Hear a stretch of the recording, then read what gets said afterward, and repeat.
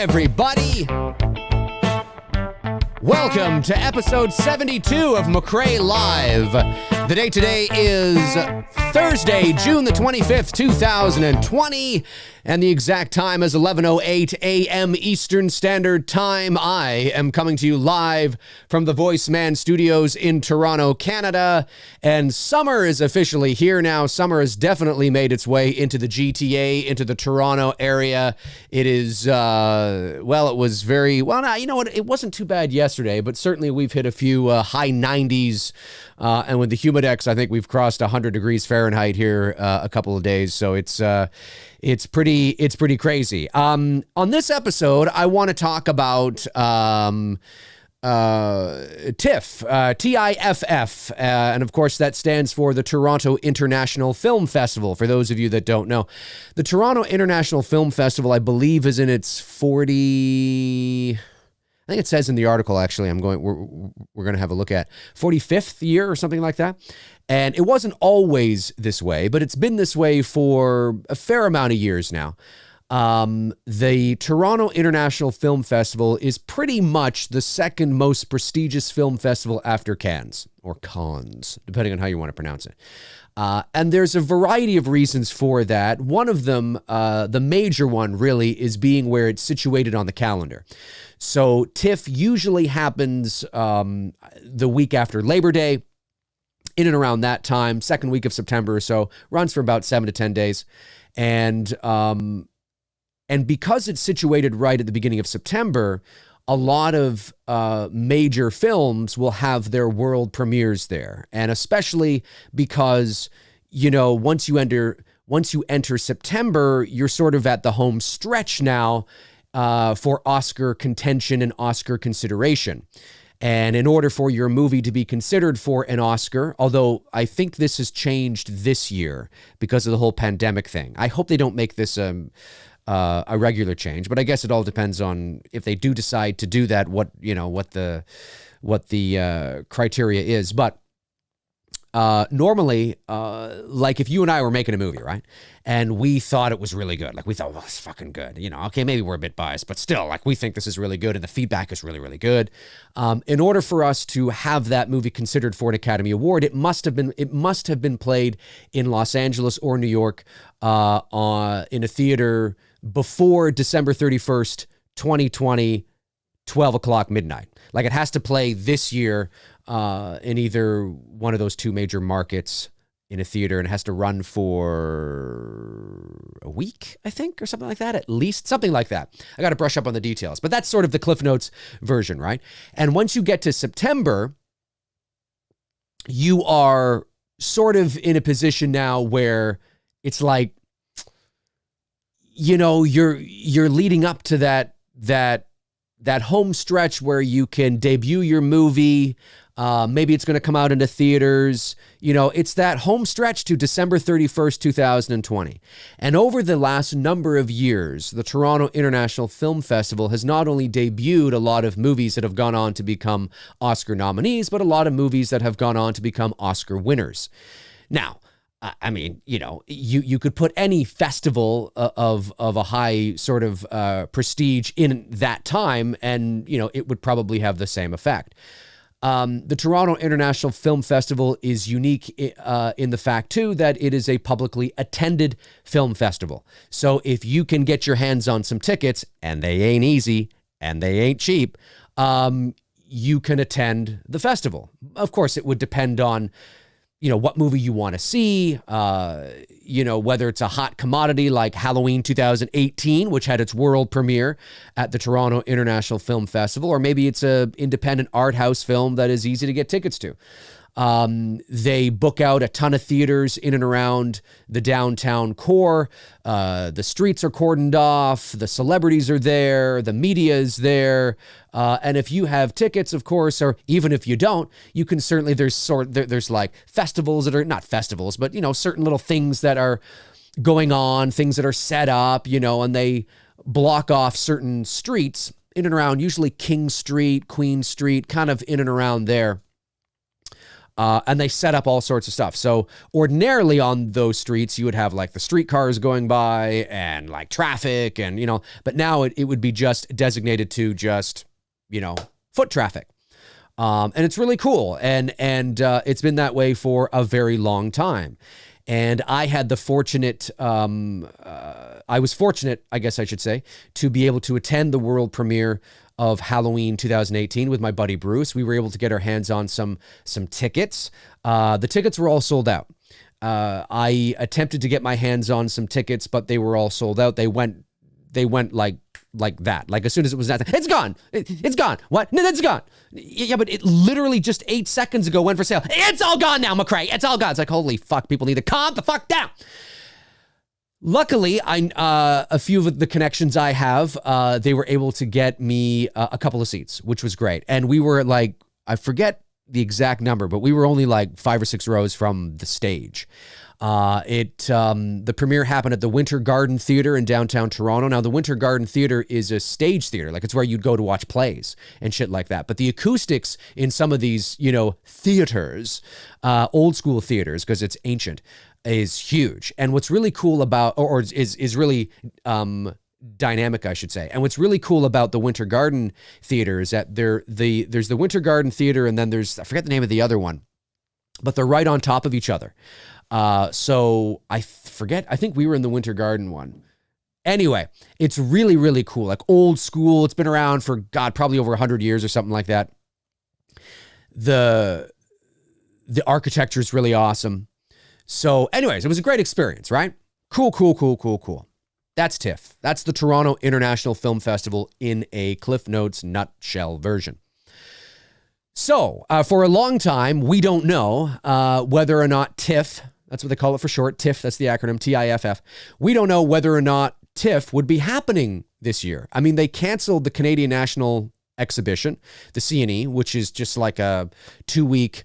It happens, and it's the first time they've ever done this, I think since World War II or something like that. And it happens at the end of August, the last 2 weeks of August.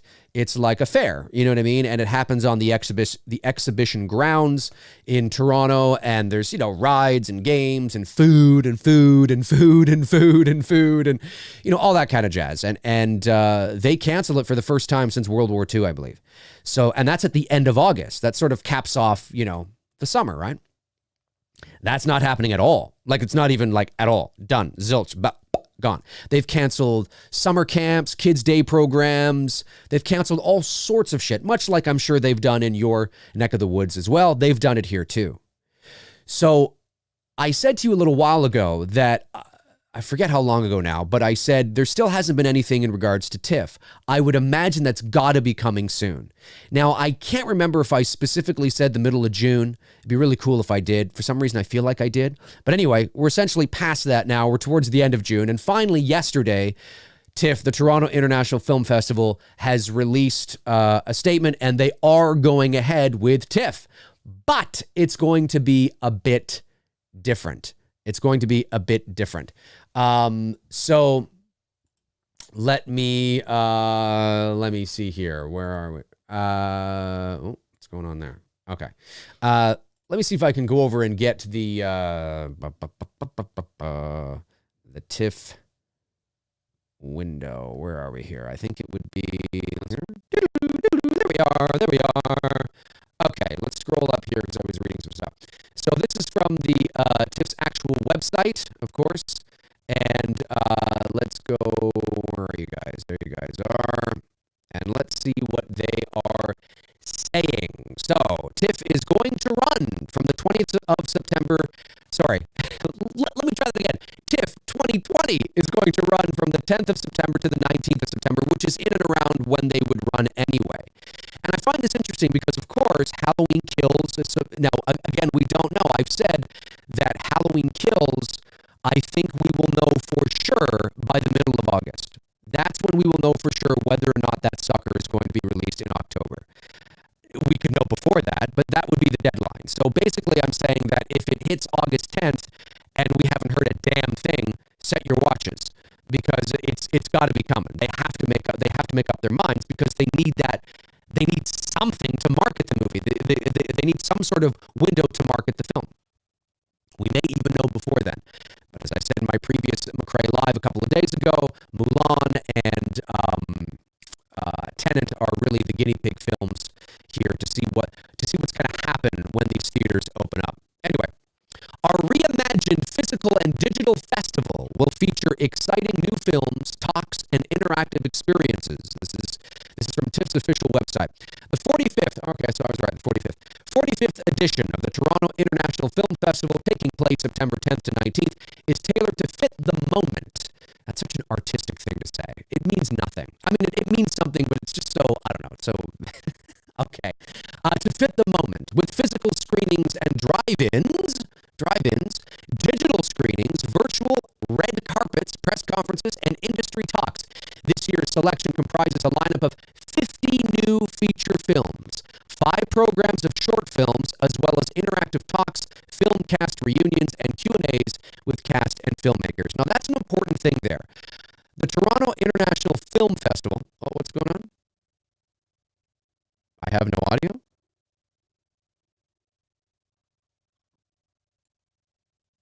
Ooh. Audio is bad. Let's see if we can get it back. Audio is bad. Wonder why that is. Let's try this here.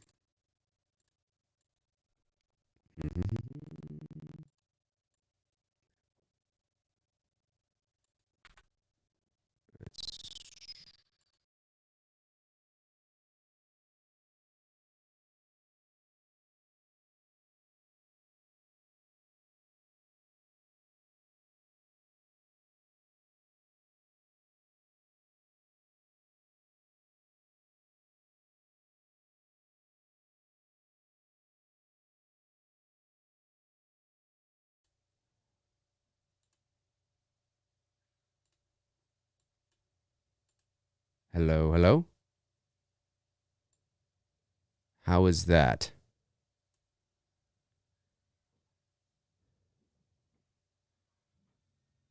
I think that sounds better. Much better. Okay. If you hear drilling, it's drilling outside here. I have some guys doing some work. My apologies for that, folks. Sorry about that. That just took a couple of seconds. But yeah, if you hear... I got some people outside doing some work. They're right out here. So if you hear that, that's some drilling going on. My apologies. I'm not sure what happened there. Kind of strange. Boy, they're really going to town out there, aren't they? All right, let's... This is great. Hey, man, what are you going to do? I had some major issue. I had some mold buildup that I needed to get rid of. So, you gotta get rid of it. So they're going to do what they're going to do. Anyway, let's truck along here. Okay, let me start again because of the audio. So our reimagined physical and digital festival will feature exciting new films, talks, and interactive experiences. Okay, the 45th edition of the Toronto International Film Festival, taking place September 10th and 19th, is tailored to fit the moment, as I said. With physical screenings and drive-ins, digital screenings, virtual red carpets, press conferences, and industry talks. This year's selection comprises a lineup of... Actually, let me also... I'll get through this. A lineup This year's selection comprises a lineup of 50 new feature films, 5 programs of short films, as well as interactive talks, film cast reunions, and Q&As with cast and filmmakers. Okay, pretty cool indeed. I just want to hang on a sec here, because now I'm kind of like, let's see, make sure this is all right. We're okay.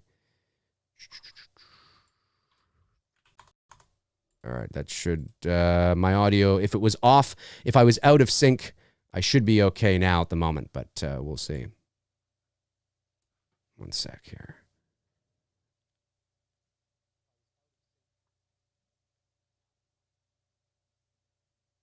Okay, so I think I am in sync, right? Yep, I should be in sync. Okay, sorry about that, folks. Just a little bit of audio hiccups there, but let's continue rolling on. Okay, so there we go. Okay. So, information regarding film selection, screening venues, ticket sales for both members and the public, accreditation, and TIFF's industry conference will be available in the coming weeks. Now, what's really important there is that this year's selection at the top here, right around, let's see here, where's my mouse? Where's my mouse? There we go. Right around here. You see that there? 50 new feature films. Usually, the Toronto International Film Festival has way more than that, like several hundred films premiere at the Toronto International Film Festival, I think. Anyway, it's something crazy like that. So they've definitely scaled it back. They've definitely scaled it back. Now, you know, you can release a movie as high caliber as Halloween Kills without a world premiere. I mean, you absolutely can do that. 100%. But when TIFF made the announcement that they were going ahead, I thought, oh, interesting. I wonder if there's still a chance, you know, or they might, because I would be very curious to know if the South by Southwest Film Festival, which I think is in, when is that? Late September, early October, something like that. I wonder if they're still going to go ahead. I don't know off the top of my head. Maybe you guys do. That is, of course, where Halloween 18 had its North American its United States premiere, I guess I should say, because even though TIFF was the world premiere, Canada is also in North America, so I guess it's North American premiere as well. But nonetheless, so interesting. So keep that in mind, that 50 films, that's not a lot. That's not a lot. When you're running a festival as prestigious and as the size of TIFF, the Toronto International Film Festival, for 10 days, 50 films is nothing. It's nothing. So maybe they'll add more to the slate. I don't know, but we got to be mindful of that. Anyway, okay, the world health crisis has affected everyone working in the cultural industries, and TIFF has been severely impacted. Its role in the ecosystem of the film industry was the impetus to move forward, to deliver a film festival that inspires and engages audiences, and to serve as a beacon of hope for Toronto, for filmmakers, and for the international film industry. TIFF is the cornerstone of a $2 billion a year film industry in Toronto, generates more than $200 million in annual economic activity for the city of Toronto and the province of Ontario, and is the chief market to launch Canadian film content into the global market space. As the 2020 festival lineup comes together, the programming teams are working to curate the most memorable experience possible for audiences through a diverse selection of the highest quality films from around the globe. Films on offer will reflect first-rate international cinema, documentaries, and Canadian creativity. The representation of women amongst TIFF's film programmers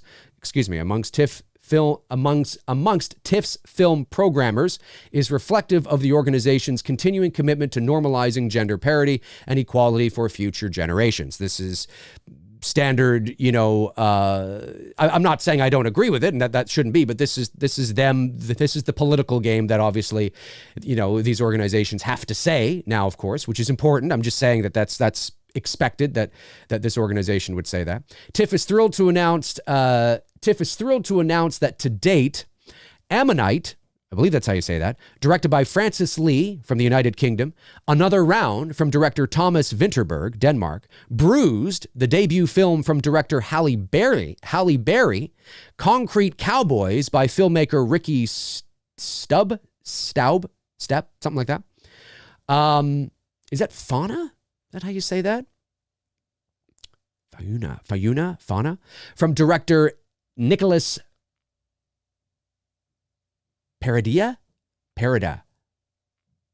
That's the voiceover in me, right? I see things and I'm phonetically like sounding things out, because a lot of the times if you do voiceover for a living, you'll know that names can be pronounced like one of three different ways, right? So you see it and you're like, wait a minute, is it this way? Is it that way? Anyway, from Mexico and Canada. And Good Joe Bell by director Ronaldo Marcus Green from the USA. Spring Blossom, the debut film from director Suzanne Linden.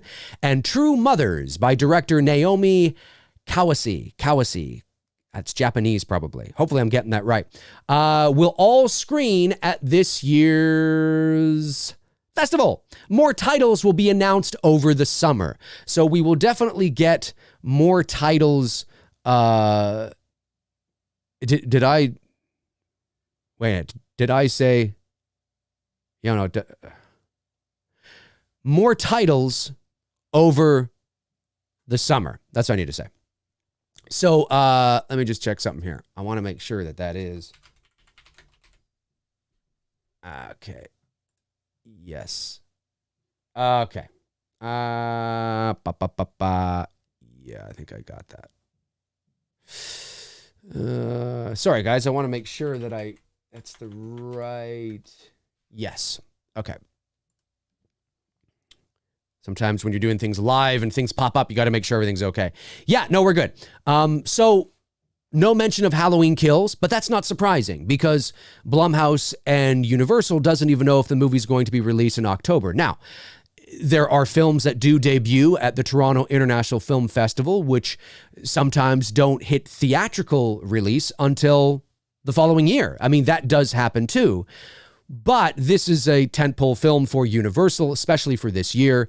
There is a set release date already in stone, usually, because there's different levels of films that will premiere at the Toronto International Film Festival, like there are in most film festivals. So, it's entirely possible that, there are independent films and lower budget. When I say lower budget, I don't mean amateur, but I'm saying there are independent films that will play at TIFF that are looking for distributors, right? Halloween Kills isn't looking for a distributor. They already have one. It's Universal Pictures, one of the biggest players in the world. So they already have a release date that was set in stone a year ago. But there are films, if you're an independent filmmaker and you have an original piece of work that you released, maybe it's a feature film that you release at a festival. One of the reasons why a lot of filmmakers, independent filmmakers, like to play the festival circuit is because, especially depending on the festival it is, like South by Southwest or Toronto, or if you're fortunate enough to get into Cannes or something like that, is because studios attend these events and some of them look for films that they feel they can make money off of, and that's what happened with Paranormal Activity, right? I think Paramount was the one that picked that up, I think. Anyway, so factors that go into why films debut at festivals and the different levels of tiers of films that there are. But I find this particularly interesting because, again, as I said, 2 years ago or so, Halloween 18 debuted at TIFF.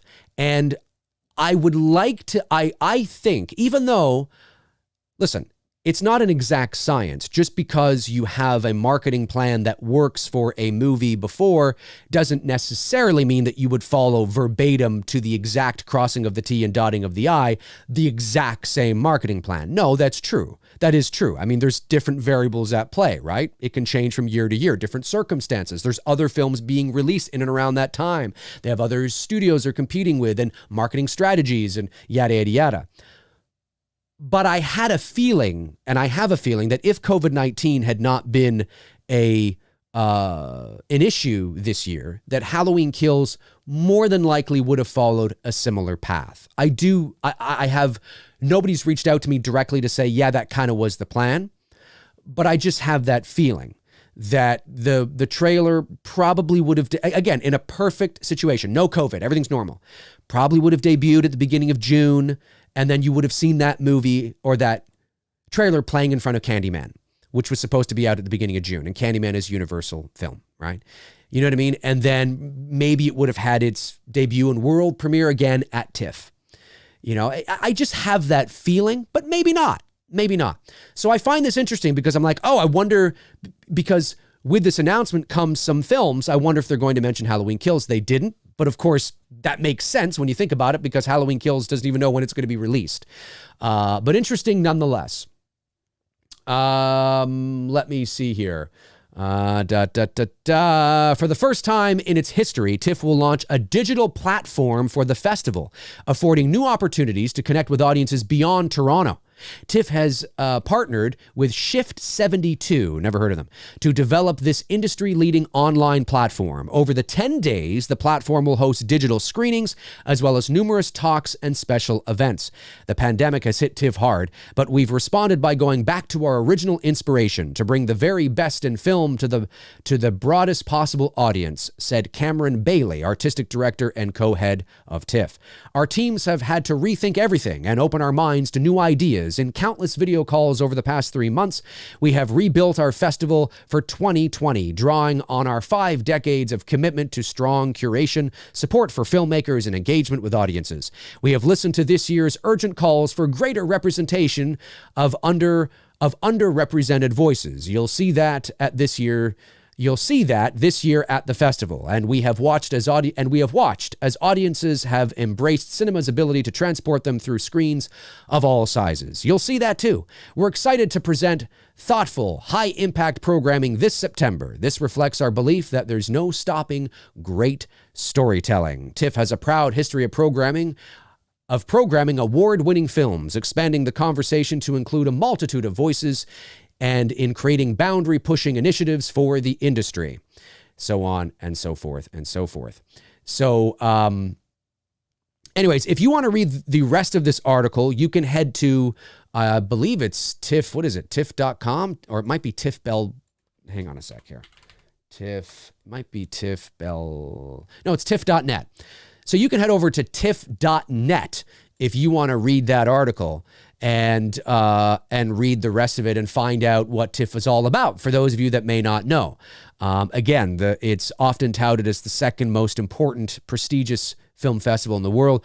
Arguably, you could make the argument that it's the most important in a calendar year because of where it falls. And people want to drum up that Oscar buzz on that home stretch towards December 31st, 2020, or whatever year it is. So you can go over there and check that out. So, you know, I'll be honest with you. Do I think Halloween Kills do I think that over the course of the summer, Halloween Kills is going to be one of the 50 films that is going to debut at TIFF? I don't think so. I don't think it's likely, because they really do. I mean, again, maybe, right? You know, and you could say, well, geez, Dave, of course there's always a maybe. But I'm thinking about this from the logistical standpoint, not just making a guess. I mean, anybody can guess about anything, right? But I'm thinking about it from the standpoint of, you know, the theaters are beginning to open in July. They're going to wait and see what Tenet does. That's the end of July. They're going to see what Moran does. You know, they're going to see what the capacity is like. Are these films making money? Will Halloween keep its release date in October? And then, I mean, I'm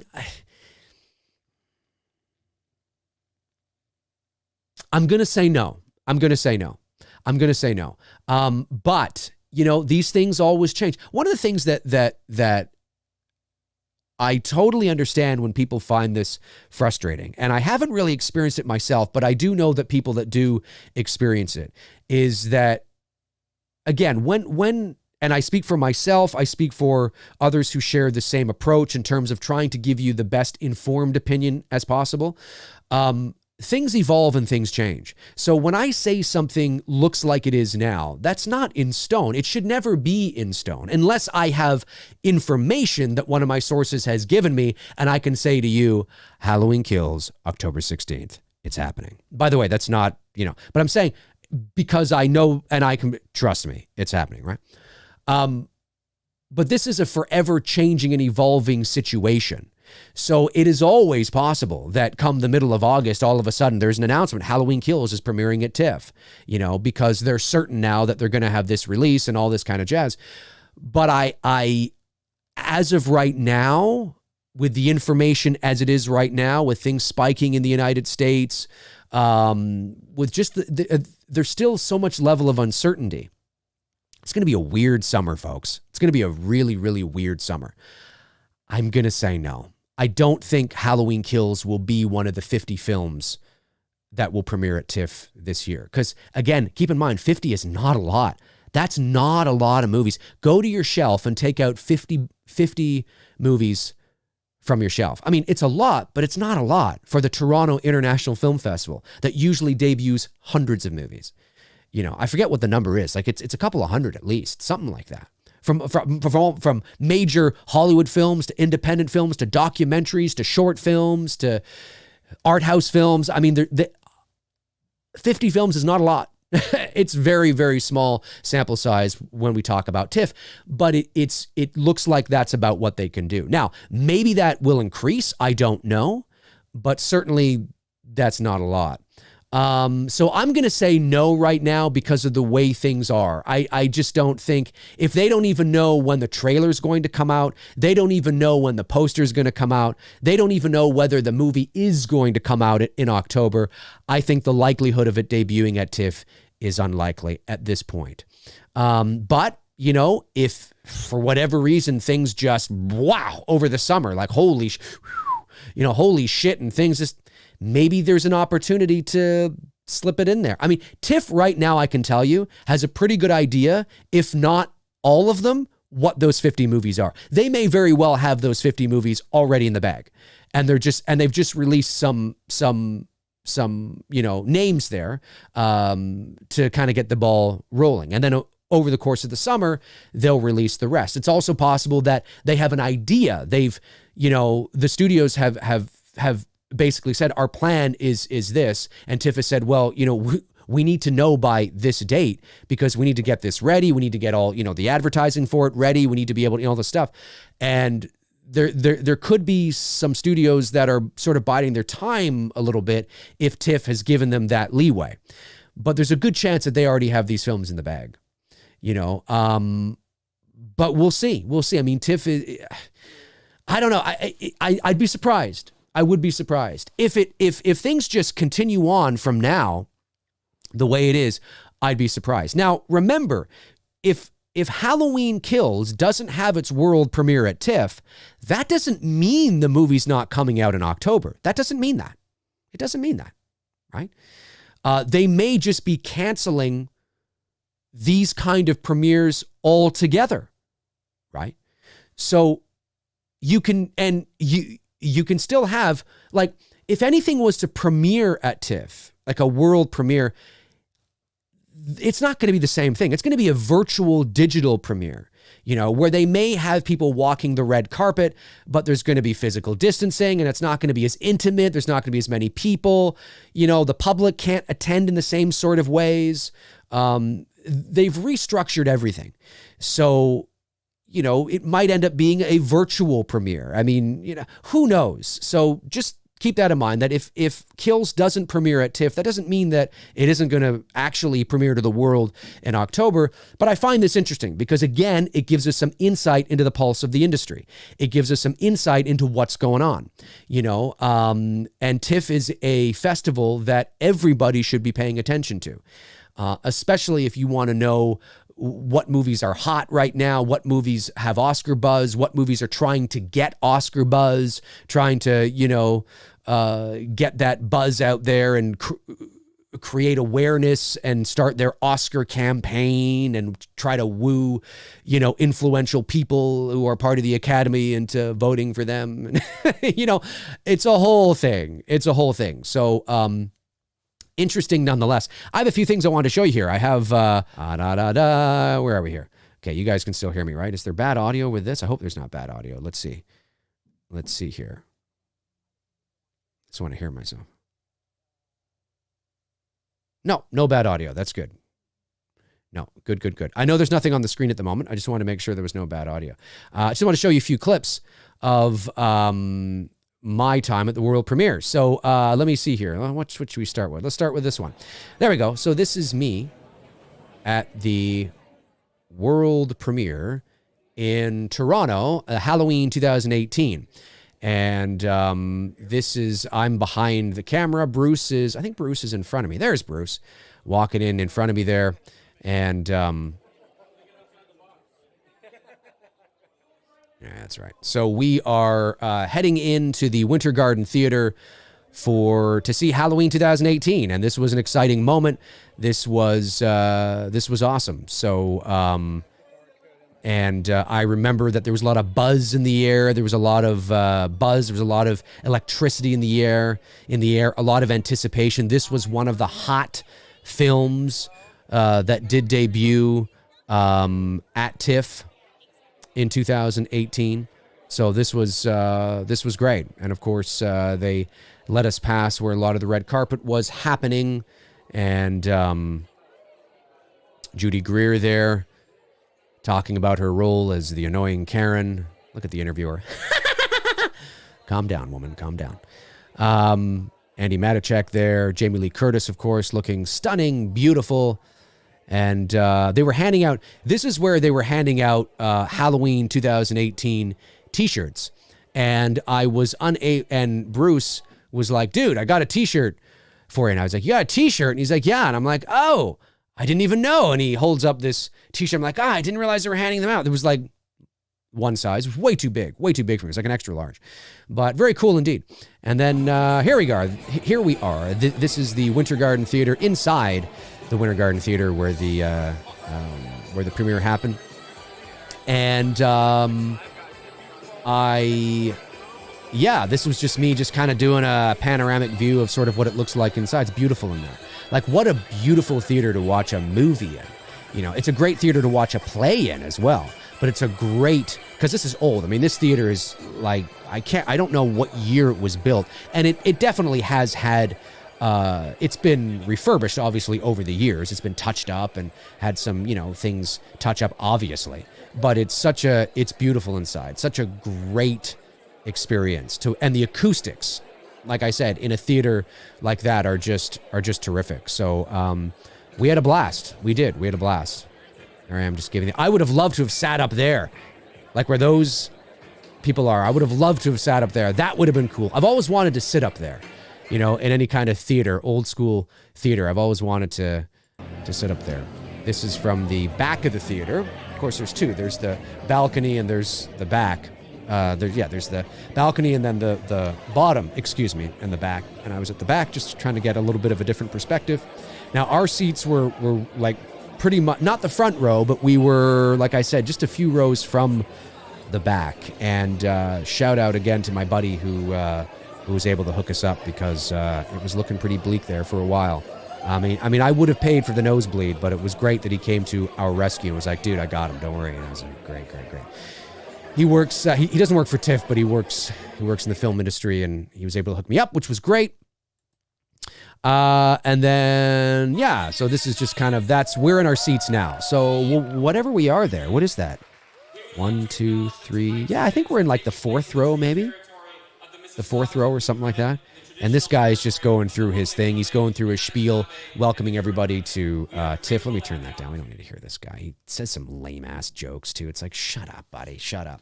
But yeah, so, I mean, if you ever have the opportunity, once this thing can get back to normal, hopefully, and you ever have the opportunity to visit Toronto in September, and the Toronto International Film Festival is happening, I highly recommend attending it. Like I said, the general public can attend. You don't even have to have tickets to a movie to be part of the festivities, right? You can go down, they've cordoned off the streets, you can partake in all the shit that's happening. They got things set up, and they got, it's just great. The electricity and the energy when TIFF is happening is amazing, because there's so many, who's who of the who's who in Toronto at that time. And it's just wild. It's just wild. And just a lot of fun. So If you're fortunate to get tickets, that's awesome. But if you're not fortunate to get tickets, like I said, don't be afraid to head downtown anyway. Just be part of, I mean, you're in Toronto, right? Fourth largest city in North America. I mean, just the energy and the electricity of the city is palpable. And then you add TIFF on top of that. There's even more people downtown. It's just wild. It's just great. It's great. Oh, here we are here. Yeah, this is when they're bringing everybody out. I think this is before the movie. This is before the movie. Because they did come out again. Did they come out after the movie? I can't remember. I don't think they did. This was before the movie. And they were just sort of, putting on a smiling face and, welcome. That's what you got to do. It's what they're paid for. And so Jamie Lee, let me turn this up here. Let me turn this up a little bit. What's Jamie Lee saying? This is what happened. This guy called me. Yeah, just giving props to David Gordon Green and how much she loves David Gordon Green and peace.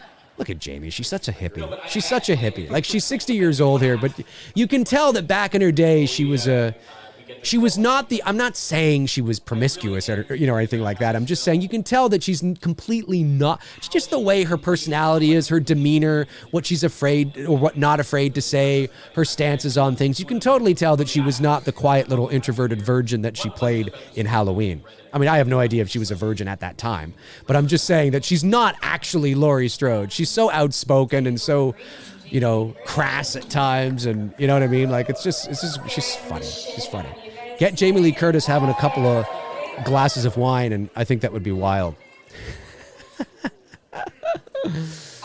I have a video on my channel, by the way. If you were to YouTube Dave McCrae Halloween premiere, you can watch this full video. It's about, I don't know how long it is, maybe 25 minutes or something like that.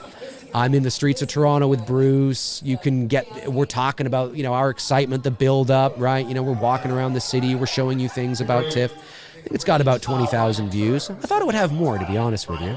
But nonetheless, you can check that out. It's on my channel again. Just YouTube Dave McCrae Halloween premiere. There's the man, the myth, the legend himself, Jason Blum, talking. Kind of sounds like this. I always think he kind of sounds like this a little bit. Hey, what's going on? I don't know. It's kind of strange. But there he is. There he is, just up there, saying how excited he is to be here. Of course, you got David. There's Danny McBride. And Malika Akkad and Bill Block, I believe, are the last two. Bill Block, I think, is just one of the producers, if I'm not mistaken. There they are. They're all saying bye. Look at Jamie Lee Curtis. Bye, bye, y'all. Peace, peace. She gives the peace sign. Bye, y'all. Look at that strut. Look at that Jamie Lee Curtis strut. Did you see how she just struts off the stage like that? She's working it, man. She's working it. There you go. She's working it. That's so funny. What else I got here? Oh, yeah. This is just what it looks like outside. She was working it, man. Jamie Lee Curtis knows how to strut. She knows how to strut. That's the Winter Garden Theater there. There's Toronto's bravest? No, finest. The bravest are the firemen, right? The finest are the police officers. I think that's what they call them. Anyway, some police officers there. This is Yonge Street, downtown Toronto, looking north up towards Dundas Square. Of course, they have everything cordoned off. And, yeah. And that's what it looked like. That is what it looked like, folks. So I thought I would just share a little bit of that with you guys. And yeah. Let me just, how's the audio? Is the audio okay now that I've switched screens? I just want to make sure that the audio is okay. Just let me know now that I've gone back to my regular screen that the audio is good. The audio is good. Waiting for the chat room to say, yes, it's fan-fucking-tastic. Yes, Dusty Rose says, yes. Awesome. Great. Okay, perfect. Awesome. Duke Fleet says it's okay. Good. So, okay, so... yeah, so interesting. I don't think it's going to debut at TIFF, which I think under normal circumstances, if there was no COVID, I think it might have. I think there was a likelihood because let's face it, I mean, TIFF would have been running as usual as normal. There would have been hundreds of films debuting at TIFF, and Halloween 18 probably would have been it, or would have been one of them. And now that they've had to restructure everything, and I've been waiting for this. I'm surprised it took them this long to sort of announce it, because we're already almost in July, and I was like, when are they going to announce it? I thought for sure that they were just going to cancel it altogether. But I think I even said to you, and I think I said this in a couple of shows in the past, I think the reason why we haven't heard anything yet is because they've been spending the last few months trying to restructure this, because they still want to go ahead, because they know how important this is to the film industry.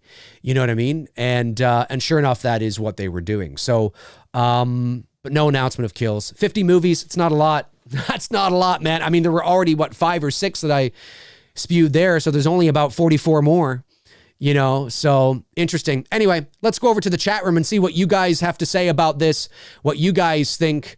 And do you think it will premiere at TIFF? Do you think Halloween Kills is one of the other 44 movies, will become one of the other 44 movies that they're going to announce, throughout the summer? Or do you think, nah, not at all? Because remember, keep in mind, you don't have to have a world premiere in order to release a movie to the world.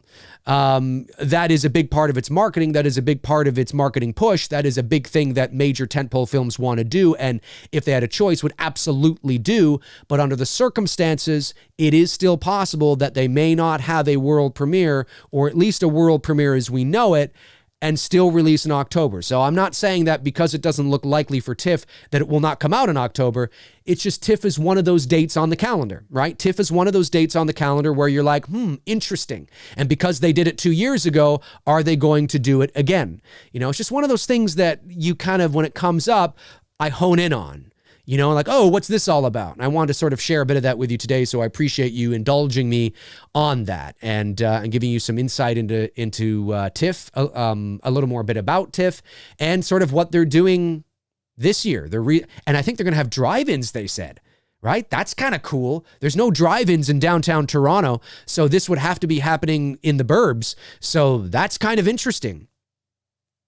Unless they're going to do a makeshift drive-in. Maybe open up exhibition grounds or something and get everybody to, I can't see them doing that. Anyway, interesting stuff indeed. Super chats. Let's see here. Intel Wild sends in 3 in a row. Thanks, buddy. Says, BBB, bring Billy back. You damn right.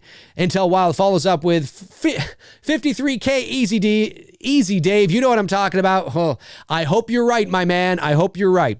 And then finally, Intel Wild says, I'd love to see you interview JLC, Dave. Might be chairs thrown and tables overturned. No, there would never be tables thrown and or chairs thrown and tables overturned.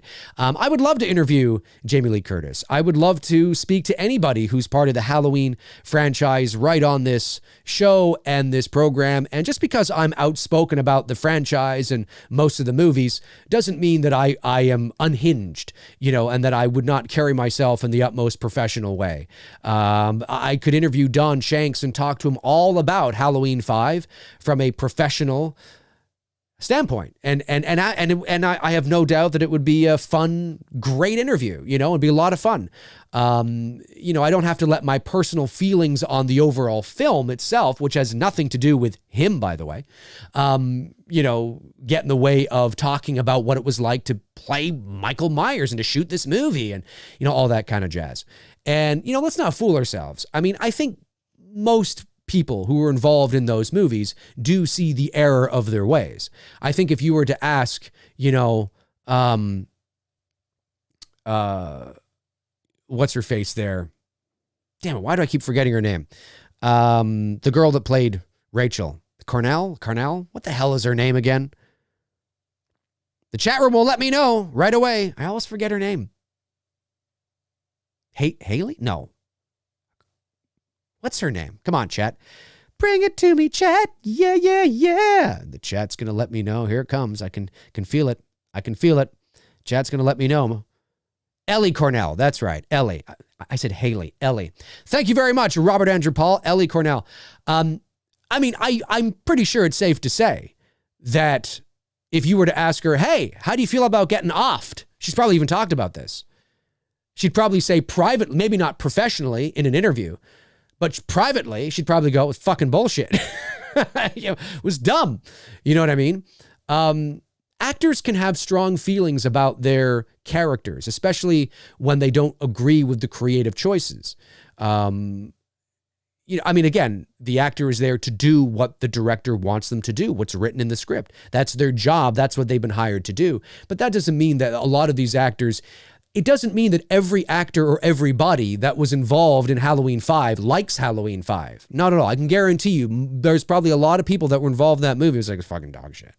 I mean, when you see a Halloween 5 panel at a convention, nobody up there is going to go, it's fucking dog shit. You know what I mean? Because again, it's not what you say. You don't say that, I mean, because everybody there is seemingly Halloween 5 fans. So despite the fact that I don't like the way it goes, I understand that people are paying and people are there to talk to me about Halloween 5, about how their love of Halloween 5. So I talk to them. So that's what I do. That's what they do. Right.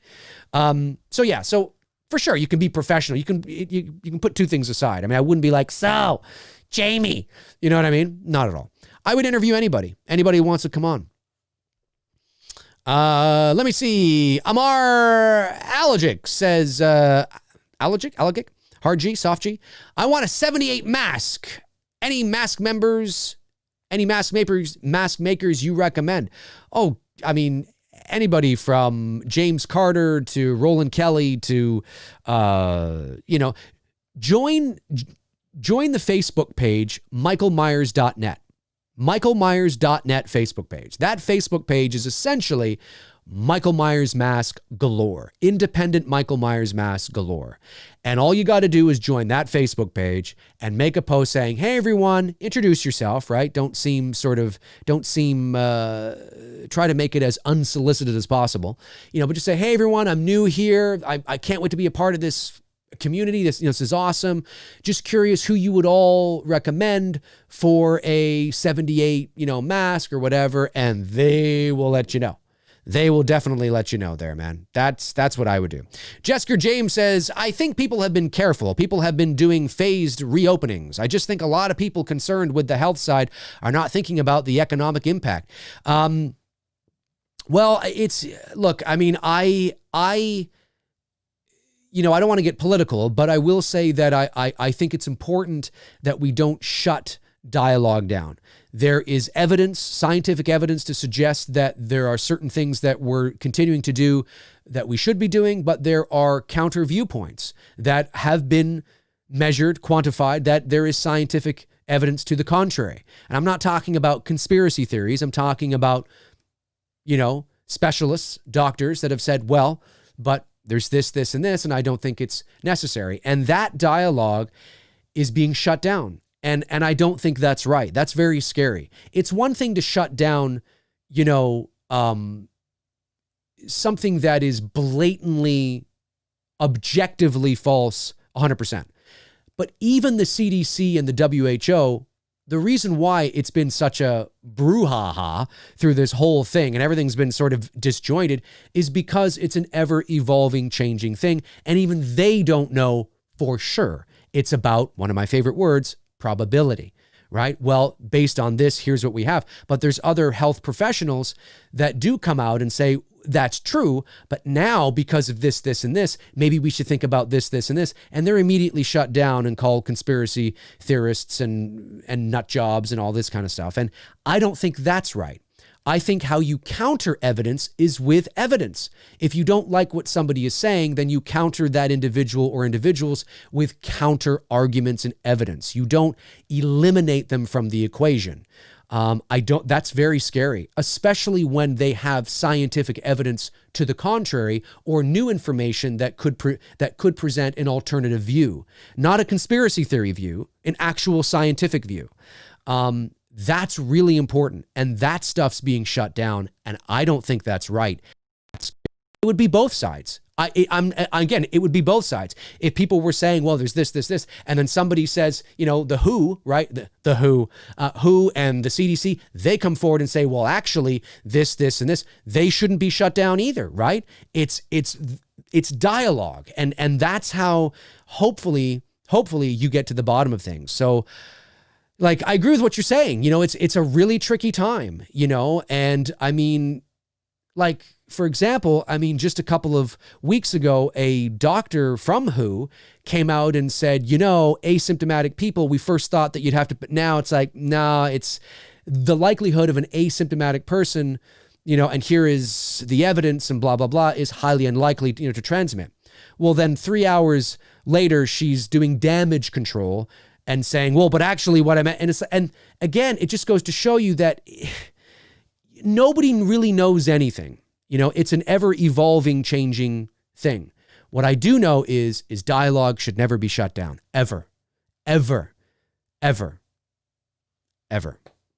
And it's scary that they are shutting it down. So anyway, that's how I feel about that. And that's not a conspiracy thing. Listen, there are many things in my life that I lean left on. There are many things in my life that I lean right on. I consider myself more of a central, I'm kind of just down the middle. I don't lean one way or the other. I mean, I don't follow a political color or stripe. I'm not go team kind of guy. If I think something's fucking stupid, I don't care if you're blue or red. It's fucking stupid. I really don't care. I don't care. But Dave, hey, where's my little thing here? Here we go. But Dave, I love that. It's just dumb as dumb to me. I really don't care. And I find in my life taking the more central approach has just been so much better because you're not tied into a color or an ideology. So you just kind of just be a little more center, because then you have more of an objective view on the real bullshit that goes on both sides. And it's full. There's a lot of shit on both sides. Anyway, but you're right, man. Like I get it. I get what you're saying. Robert Thidoff says, Dave, besides the brother-sister storyline, what other major changes would you have made to Halloween 2 from 1981 to make it a better film? Other changes I would have made. Well, I think I would have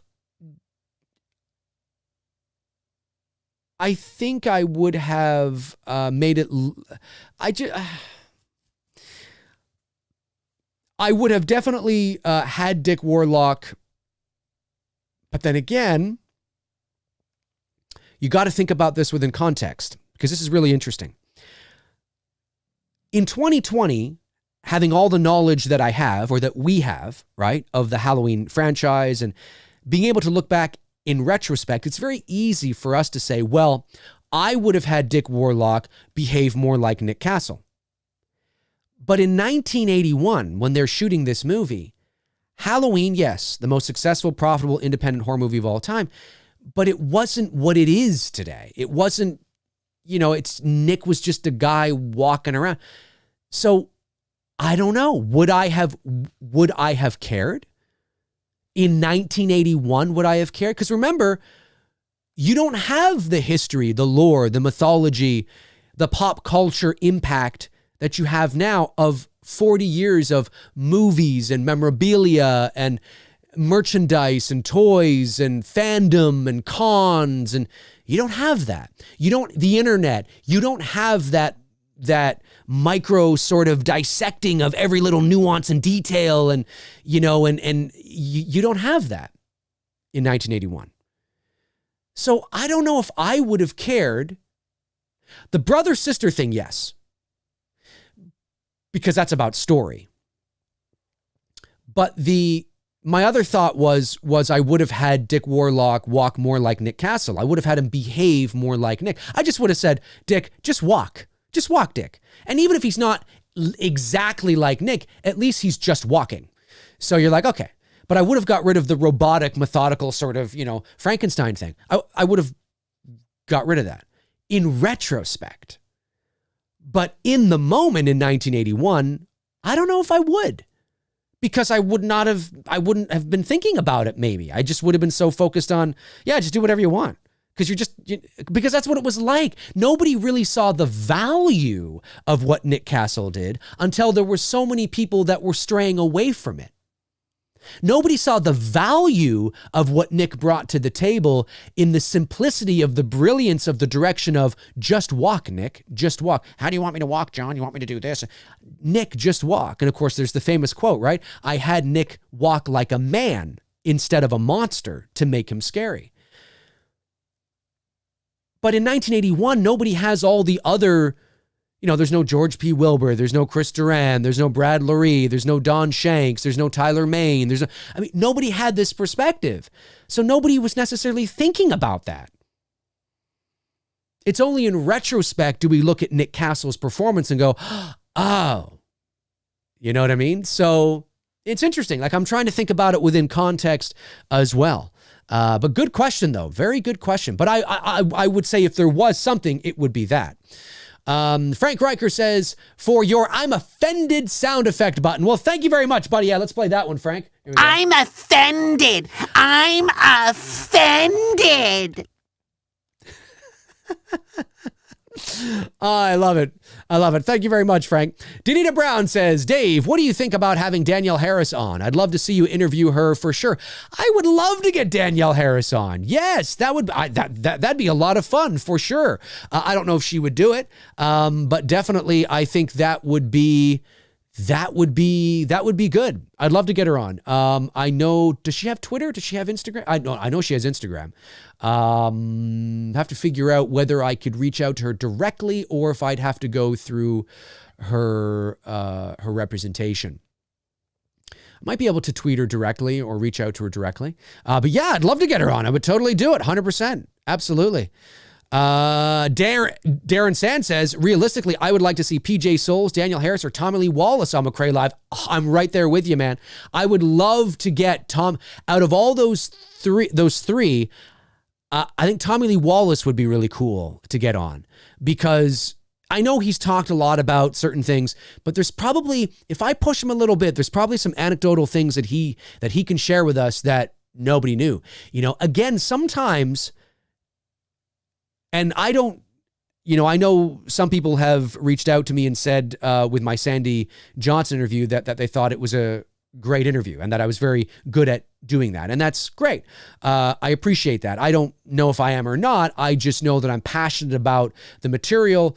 And I would like to think that I've taken a little sort of page out of my father's book and know how to sort of weave questions and phrase them in certain ways that gets the best from the interviewee. Because that's really important is that really, if I have, like, for example, if I was to have Tommy Lee Wallace on, there, so tell me about the mask. How did the mask come to be? So tell me, who were you playing? We all know the answers to these questions. Now, nobody ever gets tired of hearing them from the horse's mouth, right? I don't get tired from hearing Tommy Lee Wallace tell the story about how it was a William Shatner mask, and I went down to the costume store on Hollywood Boulevard. It's no longer there, by the way. And I just picked up this William Shatner mask, and it didn't really look like William Shatner, but I thought it just kind of had a face. So we were looking for just a face. That's what John wanted. So I took it back. I picked up that, and an Emmett Kelly clown mask is what I picked up. By the way, that's not how Tommy Lee Wallace sounds. I'm just doing that just for, effect of changing my voice for a different character. And he's like, that's what I got. And then I cut off the things and cut of the eyes and spray painted it white. And at first we tried the Emmett Kelly mask, and sure enough, that was strange. It was weird. It was definitely eerie. Very, very weird. But then when they put on the Shatner mask and came out, chills just went up. I mean, I literally, almost verbatim, have just told you exactly what he tells. You know what I mean? Literally, that's what he says. We all know this. We all know this, right? But we never get bored of hearing it. But I would like to hear things that people don't share. And I don't know if Sandy Johnson has shared this on other podcasts or not. But when I was interviewing her, I learned some things that I didn't know. Like, I didn't know that the clothes that she wore in Halloween, the movie, were actually Nancy Loomis's clothes. Nancy Keys now, but they were her clothes. Maybe that is out there. I don't know. Maybe she shared that. Maybe Nancy Loomis Keys now has shared that. I'm not sure. Oh, am I here? You lost me for a moment. Damn YouTube. I'm here. I'm back. Okay. Hopefully what was the last thing I said? What was the last thing I said? Hopefully it wasn't a big, I was talking about, No, I'm still on. God damn YouTube. Been doing that a lot lately, but I'm still here. It'll probably do it again. But anyway, I was just talking about how I would love to have, I was talking about Tommy Lee Wallace, and I was saying that I really like Nancy Loomis. Thank you. Okay, so I didn't know that. I didn't know that the clothes that Sandy, Judith Myers, wore, so the pink little thing over her shirt and all that, were actually Nancy Loomis's clothes. I also didn't know that Sandy said that when they were trying to get the blood off of her, one of the crew members was a little coarse. He was very sort of rough and trying to get that off. And Jamie Lee Curtis stepped in and was like, I'll help, because she was, was going to be a little more gentle. Now, maybe it was just because Jamie Lee Curtis wanted to touch Sandy Johnson's boobs. I don't know. I have no idea. But certainly those are stories that those things I like because they're new. It's new information. At least it was new to me, right? So it's like, oh, that's kind of cool. I'm sure it's anecdotal and it doesn't change the way you look at the movie, but it's kind of cool. And then, of course, knowing that they shot, and I think this is out there, though, they shot the the beginning of the movie last because they had to make up the house to look like it was lived in. And Sandy said that was actually one of the last scenes they shot. So that was interesting. She said, I think they did 2 takes. They rehearsed a lot and then did 2 takes. It's things like that. I like to sort of poke around and find some interesting things that we don't know. So if I was to have Tommy Lee Wallace on the program, I would like to talk. Sure, I would let him tell his story about the mask, because everybody loves to hear that. But I wouldn't want that to be the identity of the show. I would want to talk about things like, talk about his career, talk about his relationship with John Carpenter, talk about, did you feel comfortable getting into the costume to break the door down or to that kind of stuff? Or were you worried at all with continuity that people were going to notice a difference, even though you're in a mask and not? I think Tommy Lee Wallace is a bit taller than Nick. Were you worried that people were going to notice a difference? Was there ever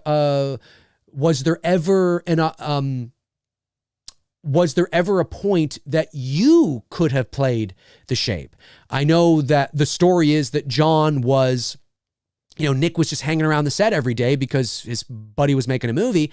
And the story is John was like, hey, Nick, if you're going to be here every day, why don't you throw on the mask and be our, killer? Well, was there ever a moment where John mentioned that to you, but you were like, nah, I don't really want to, things like that, and then usually when you ask questions like that, what that does is that sparks other memories within them and within anybody. You know what I mean? It would be like if you did that to me, right? Sometimes what happens is that I might say something like, no. But what is interesting? Because it sparks something else that you remember from that time that nobody knows about, right? But what is interesting is that there was this time when there was this guy that came over to the set and and all of a sudden, Tommy's telling this story that nobody's ever heard of because nobody has ever really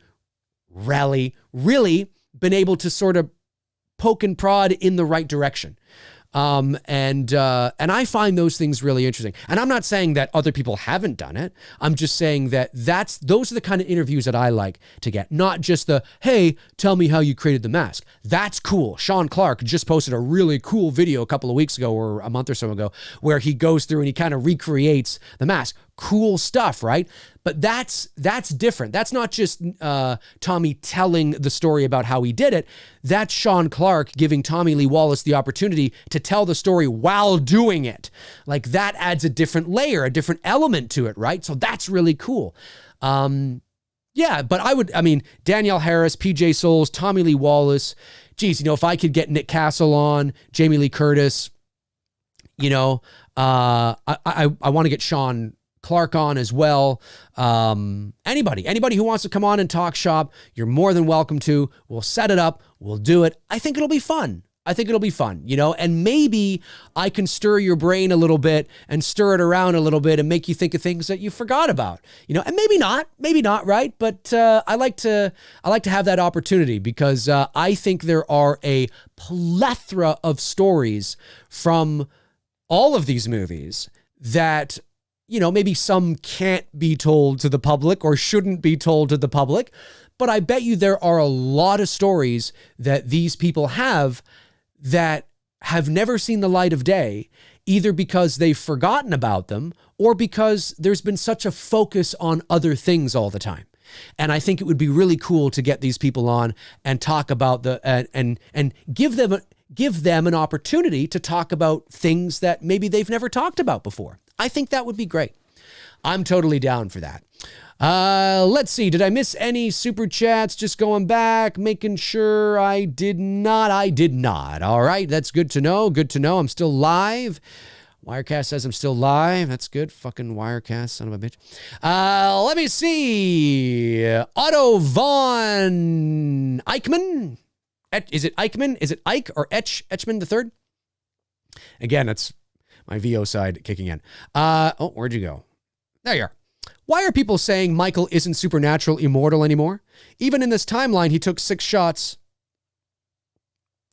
Even in this timeline, he took 6 shots in H78 and multiple stabs and a shot from a deer rifle in 2018. Well, again, it's when people say that Michael Myers has a supernatural side to him in the original Halloween. And what that supernatural side is the unknown factor, right? It's the mystery that must never be known.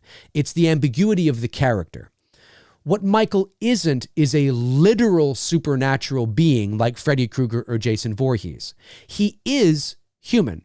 He is a human being, right? He's not a supernatural entity. He's not a spirit. He's not a dream demon like Freddy Krueger or a zombie like Jason Voorhees. He is a human being, but there is a supernatural side to him, or as John Carpenter likes to call it, a supernatural edge. I've often said a supernatural flavor to him. And it's that unknown factor. It's the Laurie is looking at him from her bedroom window, standing in Mr. Riddle's backyard amongst the laundry sheets, and Laurie doesn't turn away. He seemingly disappears in front of her eyes. Now, we don't see him dematerialize. It's not like we see him go, and dematerialize. He's just there. We cut to Laurie. We cut back, and he's gone. What's brilliant about that scene is that it also plays into the psychology of Laurie's paranoia. Did she really see somebody standing in Mr. Riddle's backyard? Was he really suddenly there and then not? Or was what she just experienced on the sidewalk with the guy by the bush? Because we see him step into the bush, right? When we see Michael far away, it's not like she's looking, he's there, it cuts to her, and then cuts back, and he's gone, right? It's not the same thing, right? So we actually see Michael move from the sidewalk behind the bush. That's a very human thing to do, right? It's not like he dematerializes. In other words, for Michael to not be seen, he has to do a very human thing, which is take a step behind the bush, but he doesn't have to do that when he's standing amongst the laundry sheets. Well, that's weird. That's strange, right? So there's a supernatural component to Michael's character when he's standing behind Annie, when Annie's on the phone to Paul or, to John Carpenter. Well, I shouldn't say that. It is John Carpenter. I should say Paul. I was using air quotes wrong there. When she's talking on the phone to Paul, which is John Carpenter's voice, and he's behind her. It's one of my favorite moments, right? Oh, that's utterly fantastic. He's there, and then all of a sudden, and then he's gone. It's amazing, right? It's amazing. Again, there's those things that are peppered throughout the original film that lead you to believe there's something. And even with Dr. Loomis's speech, right?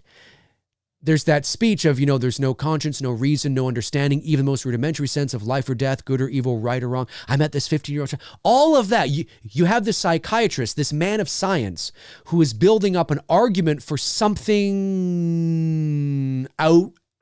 something otherworldly about his character. It's brilliant. It's great. And everything he says about Michael Myers in that speech is all we need to know. It's all we ever need to know. It's all we should ever know about the character of the Shape. That's it. You don't need to know anything. The ambiguity and the mystique of Michael Myers must always be preserved. There must always be a isn't he or isn't he aspect to the character. Because once you know for sure, like by the time you get to Halloween 6 and you know that there's literally a supernatural force that's taking him and there's this cult and, he has strength that's ridiculous and, he can get beaten with a pulp and he can get shot, by like a fucking whatever that gun was in Halloween 4, and it's like blowing holes through him, and then he just gets up and walks away like it's nobody's business. The believability goes out the window, and it's just no longer cool to me. So when they say that he's human, they mean that unknown factor is still there. It's not certain what this is that is controlling him. He is human. He was born. He's not a zombie. He's a person. He does take damage in Halloween 18. Yes, he does. He does. At the end of the 1978 movie, being stabbed in the eye with a coat hanger is not going to kill you. Being stabbed in the neck with a knitting needle, it depends on where they stab you. I mean, did she get it right in the jugular? We have no idea. Just the stab in the neck with the knitting needle itself isn't necessarily going to kill you. The stab in the abdomen, right, in the stomach, not necessarily going to kill you. Now, again, you could say, well, sure, Dave, but all those things combined, yes. And again, that's why it works, right? You have to have these things that would ordinarily stop a human being to be able to preserve the integrity of the unknown factor, which again, at the end of the movie is he's gone. How's that possible? He was shot 6 times. It was the boogeyman, thus preserving the supernatural element to him.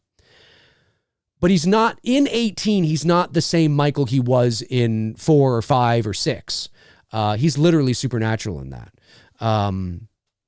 So that's what they mean. Hopefully I've been able to be clear on that. I know I tend to go on my little tangents here, but he is human, but he has that supernatural. It's not one or the other. In the original film, it's not one or the other. It's both. It's both. He is human. So therefore he is, I believe Michael is mortal. But whatever the evil is inside of him, whatever that unknown factor is, may be immortal. But Michael, I believe, can die and should be able to die. I think that's important. I don't think anybody wants to see a 98-year-old Michael Myers. I just don't. I think it's important. And I just think it makes the character better. And again, it's just the way the character, again, you have to watch the 18 film knowing that the sequels don't exist. A couple of super chats came in here. Frank Riker says, Dave, for Tony Moran's interview, fee to have him on.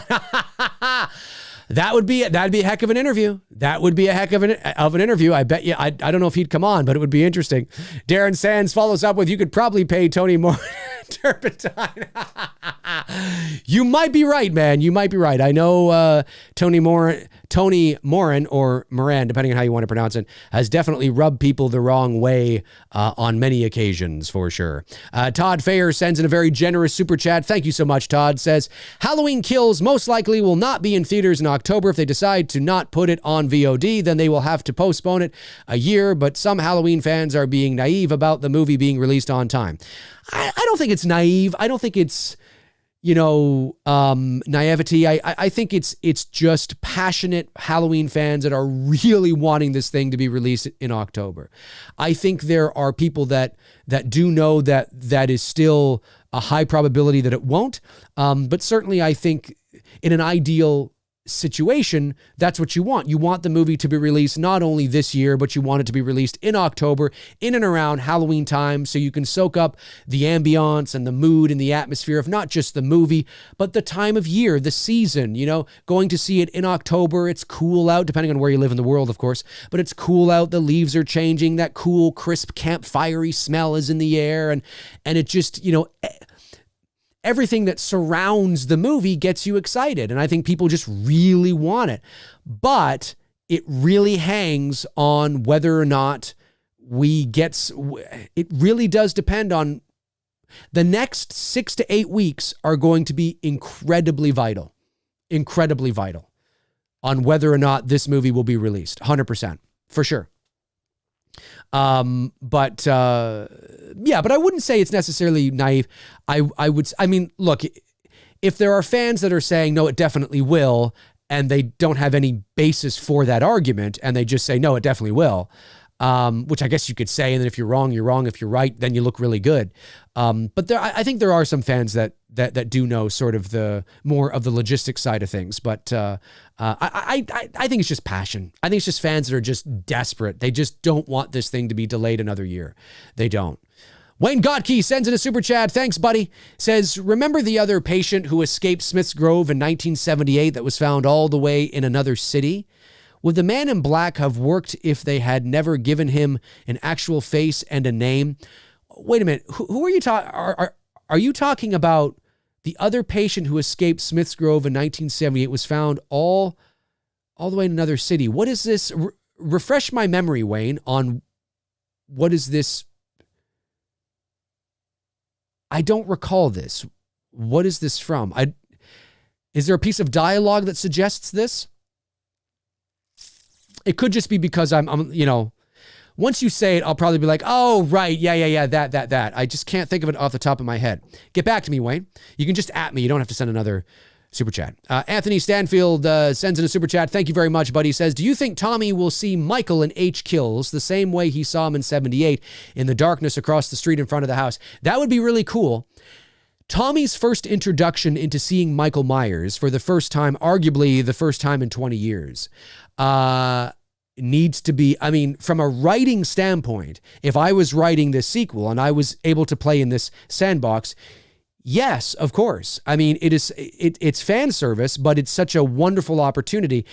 And you don't do it the exact same way. You do it that mirrors sort of what came before, but it makes sense. Whatever they do, whether it's that or whatever,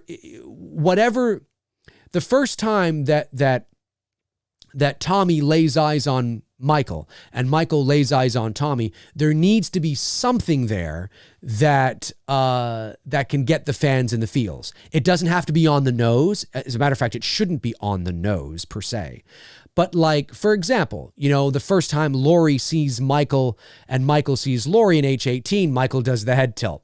You know what I mean? It's like, did he ever do the head tilt at Laurie in the original? No, I don't think he did. He did the head tilt at Bob, and that was the only time he did the head tilt in the movie. But the fact that he's doing the head tilt the first time we're seeing this since the original film, that's really cool. And that's something that I think it's because that's after he kills. Actually, I think we see the head tilt before that because he kills Vicky and there's a POV shot of us looking up and he does the head tilt there. And that, I believe, is before Laurie sees him in the window. So, but nonetheless, it's still, it's like, he's head tilting at Laurie. You know what I mean? It's fan servicey stuff. Whatever it is, there's got to be a moment. There's got to be a moment. You have to give Michael and Tommy their moment. That's what you have to do. You have to give Michael and Tommy their moment. It doesn't have to be on the nose. It can't feel shoehorned in, but it's got to be a moment where even if it's just subtle, if you and I were sitting in the theater watching this, we can look to each other and be like, I see what they did there. Do you know what I mean? And usually I see what they did theirs should be subtle, so it's not right in your face, but you can go, I see what they did there. Nice touch. Nice touch. Because it's Tommy and Michael, right? You got to have something on their first meeting. Do you know what I mean? So yeah, like in my Halloween fan film, Halloween, the Night He Came Back. Okay. Despite what you think of the little film, whether you like it, you don't like it, I couldn't care less. But in that movie at the end, when the gentleman I have who's playing Tommy, and you don't know that, but what happens is that the first time he sees Michael is through the hole in the broken door, right? And he's got his gun out like this. And I had the character say, I was right. You can't kill the boogeyman. I'm not saying that's what they have in this movie, but that's the kind of thing where you're like, I see what you did there. Nice. Do you know what I mean? And that's it. You don't have to draw it out. You don't have to keep it going. It's just one of those types of things where we kind of go, I see what they did there. Cute, nice touch, and it says so much without saying really anything at all, So it's that kind of thing. Like when you introduce Tommy to Michael, it's got to be that kind of thing. You know what I mean? I hope so. Like I hope it's not something, because I think it would be a missed opportunity. Lindsay, you don't have to do that. Because Lindsay didn't have the same kind of connection to Michael as Tommy did. Lindsay believed Tommy that there is a boogeyman, and certainly she went through the whole thing at the end there, seeing the shape, but Tommy was the one that was being bullied. The boogeyman, the idea of the boogeyman, the fear of the boogeyman was in Tommy's mind, was in his subconscious because of the bullying. Don't you know what happens on Halloween? Yeah, we get candy. We don't know. The boogeyman, the boogeyman. It's being done to Tommy. Tommy, Laurie, what's the boogeyman? What about the boogeyman? You know what I mean? He's the one that opens the blinds and sees the shadow across. It's all about Tommy. Tommy's the one that's convinced there's a boogeyman. And then the line that Jamie Lee Curtis says at the end of the movie, it was the boogeyman, is basically saying Tommy was right. So Lindsay, if her first meeting with Michael isn't nearly as important on how you execute that as the one is with Tommy, because this has got to be important. We really got to craft this here and think about what we should do in their first meeting. When they first lay eyes on each other for the first time in seemingly like 40 years. You know what I mean? So anyway, that's how I feel about that. Let's see. Some more super chats came in. And did Wayne Gotke at me? Did he at me? Wayne, did you at me? Here we go. I think it's the TV cut. Sorry, guys. Oh, okay. The TV cut. The nurses mention it to Loomis right before Loomis talks to Wynn. Oh, maybe it's the TV cut. Then maybe it's the TV cut, which isn't officially canon, by the way. The TV cut, again, you can watch the TV cut, but it's very much like a Legends version of like the Star Wars books or something like that. It's not like that filler was only created to extend the runtime on NBC because of commercials. So it wasn't part of the original screenplay. It wasn't part of the original theatrical cut. Some of the stuff that they shot for the TV version, I actually like. Like, I actually quite like, again, you think you fooled them, haven't you, Michael? But not me. I think it's a great fucking line. It's not in the theatrical cut. So technically it's not officially canon, but certainly, you could always cherry pick and make it canon if they wanted to do that. But I'll have to check out the TV cut because I do have it, but I haven't watched it in a long time. So let me watch it again and kind of see that and see what you're saying. It's a good question, though. Let's see. Oliver Mercer sends in a super chat. Thank you, buddy. Says, hey, Dave, honest question. Could Michael Myers be wearing a bulletproof suit on, and that's why he can take so many shots? Some people might laugh at that, but I don't think it's a funny question. I think it's a good question. But here's my answer to it. No, I don't think he is, because the idea that he's able to take 6 shots and get up and walk away needs to be part of the mystery. How can he do that? It needs to be part of the anonymity of his character. How's that possible? If you introduce that he's wearing a bulletproof vest, then it just sort of waters down the supernatural edge side to him, which needs to be there. You can't have the character of Michael all human, and you can't have him all supernatural.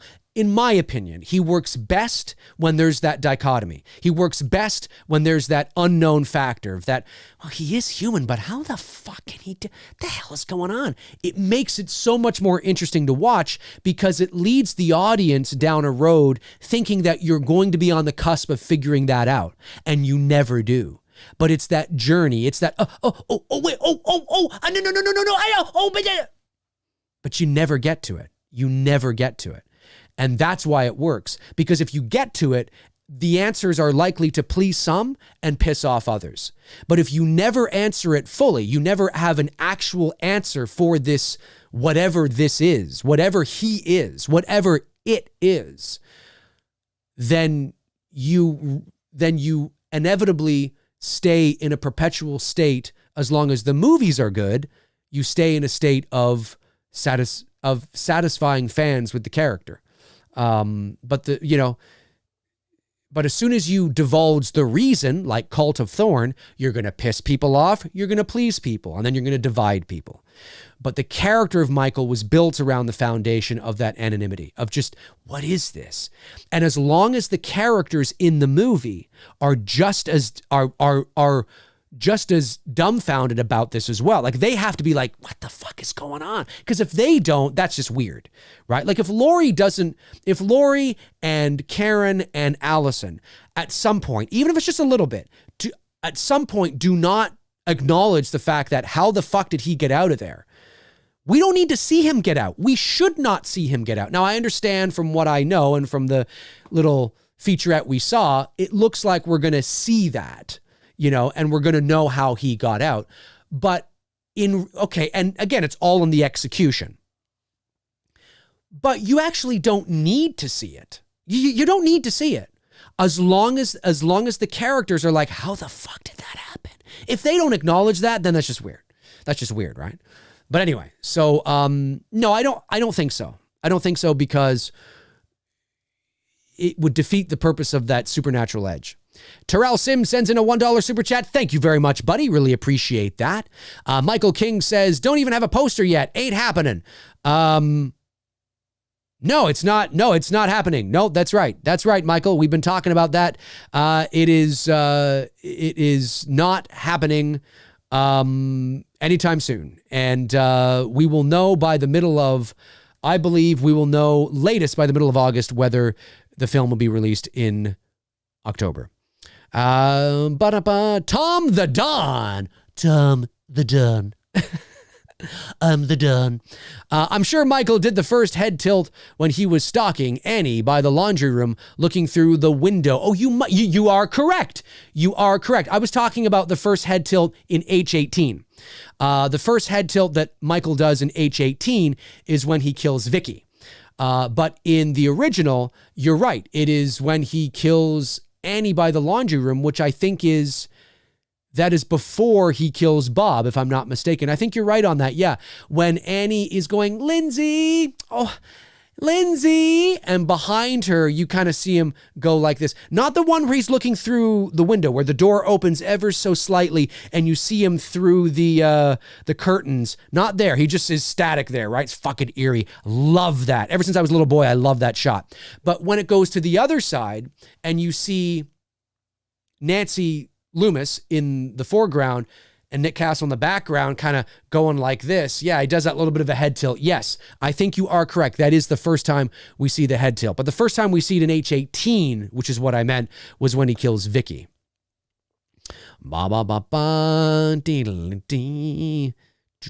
Let's see here. Tom the Don sent in a super chat, but he retracted it. All right, Tom the Don, feel free to send it in again if you want, or just at me, because obviously the super chat still goes through even if you retract the question. Oliver Mercer says, yeah, I guess that's true. It takes away a few things if so, but it explains a lot of reasons how he could have survived. Well, it would explain things in a real world environment, but then, like I said, you demystify the mystique aspect of how that's even possible, right? And you definitely don't want to do that. You definitely don't want to do that. Douglas Taylor says, from the tidbits of images from October, it looks as though they may do fan service of his hand breaking the side glass of the car window with his hand. Yes, definitely.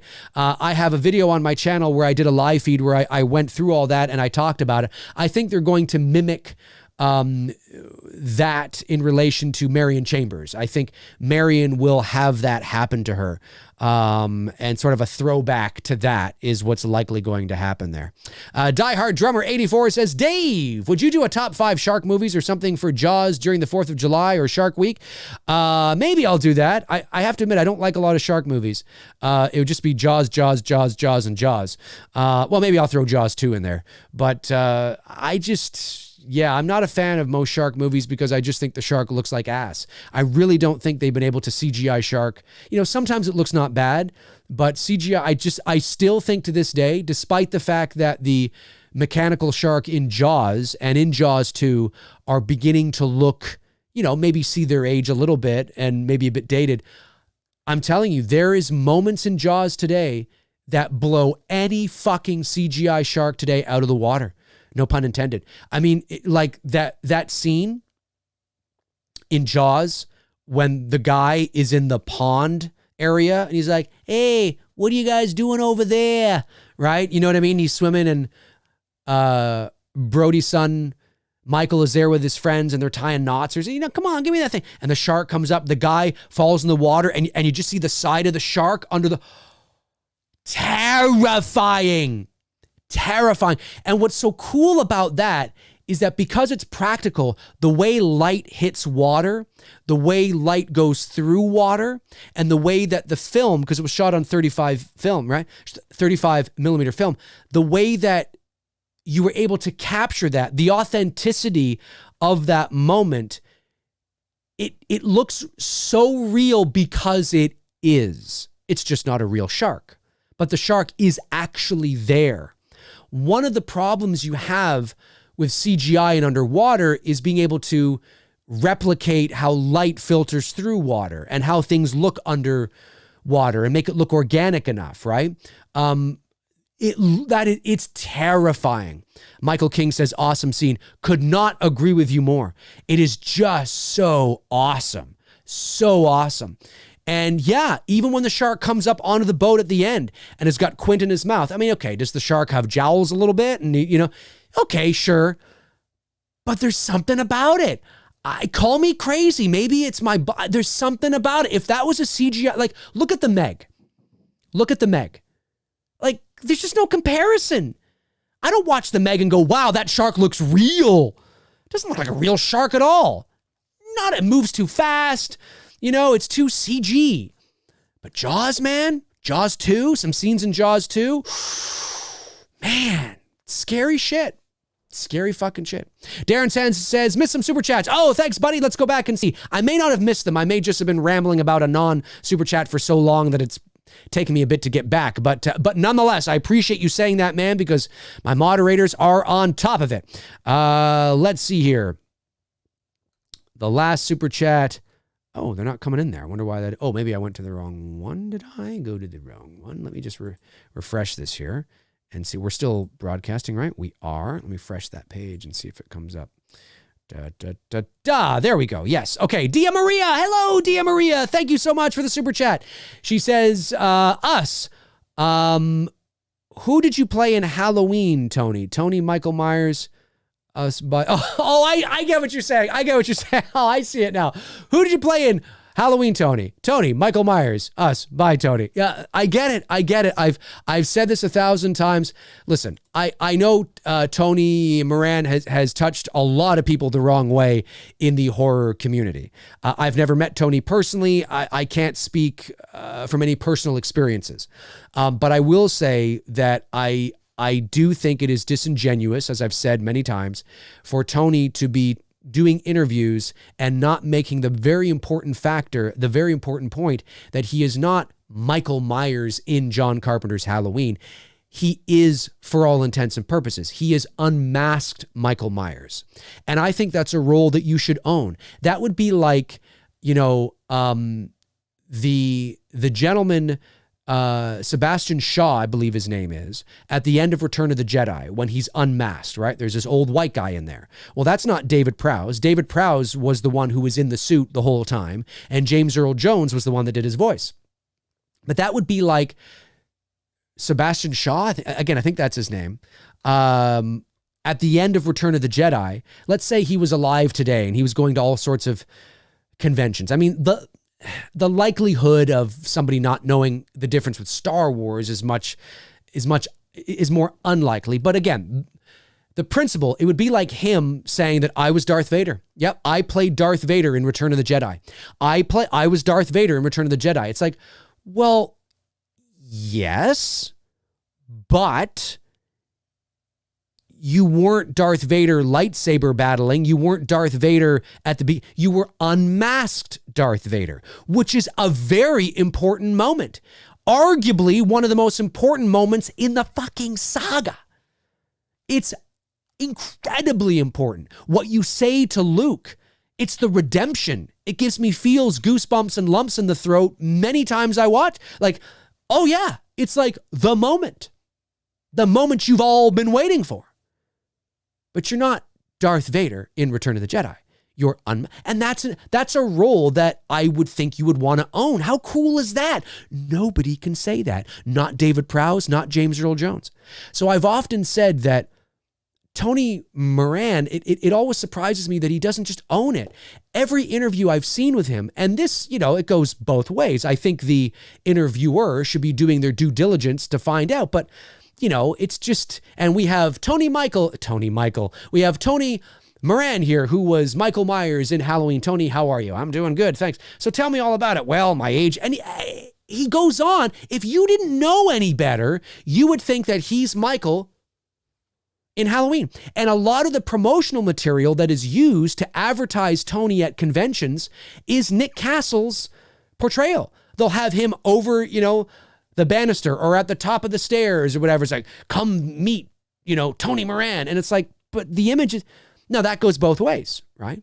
If that was me, I'd be like, dude, you need to change that. Here is the image of me. Here's me. You need to change that. Because that's just wrong. That's not me.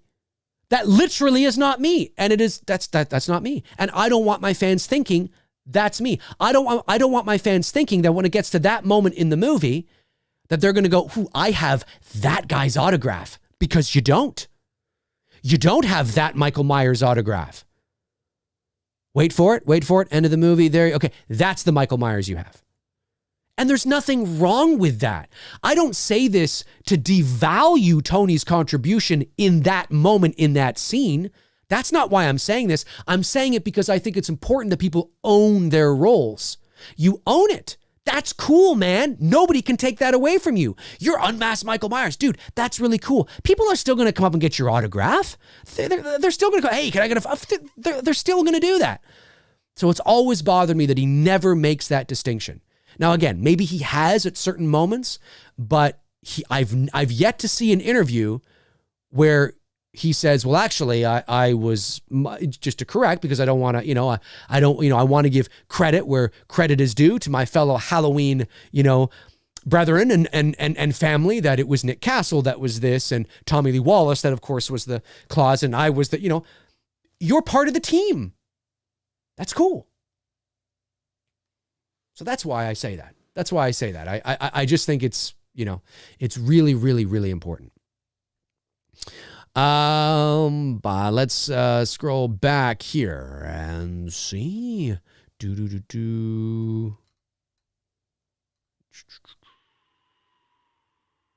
Nathan Hartswick says, hi, Dave. Just throwing some support to the best channel on YouTube. Can't wait for It's Me, Billy. Thank you so much, Nathan, excuse me. Really appreciate that. Alex G says, supporting from Pittsburgh, always great content. Thank you so much, Alex G. Really appreciate that, man. Mason James sends in a very generous super chat and says, I know it's not a ton, but my donation for It's Me, Billy. Well, that is amazing, man. I really appreciate that. And as much as I appreciate that, in the future, hold off on the donations, because what we're going to do is we're going to do specific It's Me, Billy sort of shows and a-thons. And that way I'll be able to know that everything raised from that show goes to It's Me, Billy. I will remember this for sure, man. I really appreciate that. But in the future, look out for those a-thons. But what a generous thing, dude. I really, really appreciate that. I will try to get that when it comes in, because I think things come in from YouTube once a month. So I'll try to remember to take the $50 out of that and put it into the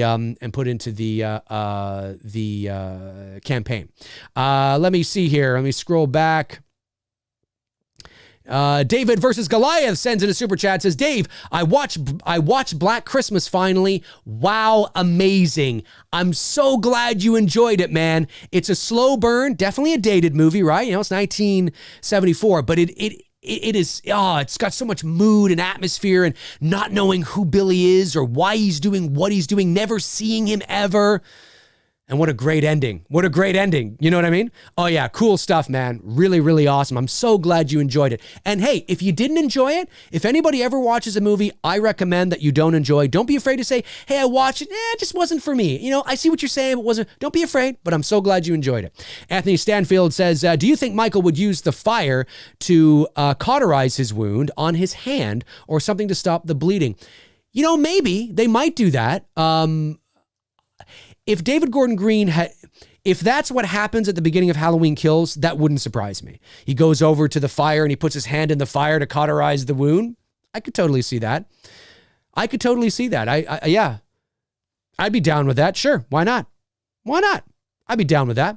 All right, let's go over here and see what's going on. DMT Infinity says, the leaves were red and orange. Before me, an abandoned orphanage. I approached the door with an orange door hinge and walked inside to a storage of orange coins. My reality dissolved into pitch black darkness until I found myself surrounded by absolute nothingness. It sounds like is that a line from something? You didn't put that in quotes. Is that something you said? I know. Anthony Stanfield says, miss my second super chat. Did I miss it? I thought I got them all there. Let's go back, Anthony, and see, buddy. Let's go back and see Michael's. You're absolutely right, man. Thank you for keeping me on my toes, guys. Really appreciate it. Anthony Stanfield says, do you think Tommy will see Michael in H Kills the same way he saw him in H... Oh, no, wait. No, I read that. I read that one. Do you think Michael will use fire to cauterize his hand? Maybe that's the one you're... Oh, no, wait. No. Maybe that's the one you're talking about. Is that the one you're talking about? He retracted it. Okay, cool. All right. I did get it. Yeah. Be a little patient. Sometimes if I go over a super chat, sometimes it's because like I do know they're there and I'm talking about other things in that moment at that time, going off on my tangent. So give me a little bit of time and then sort of be like, hey, I think you missed this. You know what I mean? And my moderators are pretty on the ball with that too. So they're pretty good with that. All right. We'll go for, how long have I been going here? I've been going for... All right, let's go for another 5 minutes. Another 5 minutes, and then we will call it a day. Scream Bloody Gore Reviews. Ooh. Sends in a super chat. Thank you very much, Scream Bloody Gore Reviews. Really appreciate that. Happy Guy says, I have said this before, but Black Christmas is on an app, Tubi, for free. Tubi, okay, for free. Hey, there you go. If anybody wants to watch Black Christmas for free and join Tubi, is Tubi free? I guess it is. I've never heard of Tubi or Tubby or Tubi. Probably Tubi because it's like tube, like, you know, your tube, like your TV tube maybe. Tubby it's kind of strange.